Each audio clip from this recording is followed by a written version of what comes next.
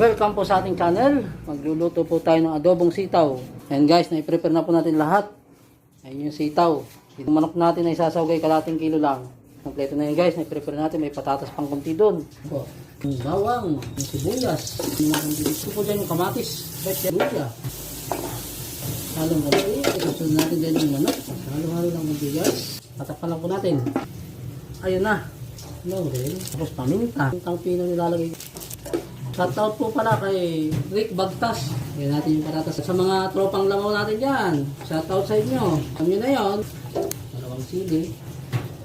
Toyo. Suka natin. Ating pineapple. Adobong sitaw.